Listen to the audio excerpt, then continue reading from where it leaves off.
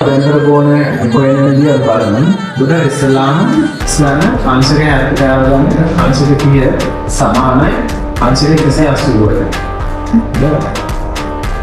කෝණයක අභ්‍යන්තර කෝණ තුනෙහි කෝණයක දුර අංශක 180ක් වෙනවා. දැන් 70යි 100 සමානයි 180යි සමානයි 180 අඩු කරනවා අංශක 100 x වල අගේනවා අංශක 80.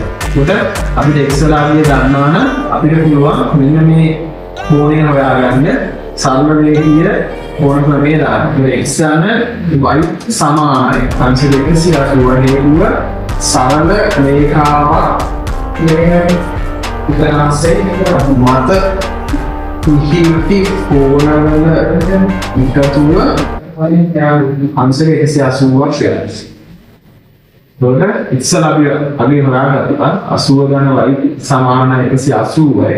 එහෙනම් y වල අගේ සමානයි 180 අඩු වීම අංශක 80. y සමානයි අංශක 100.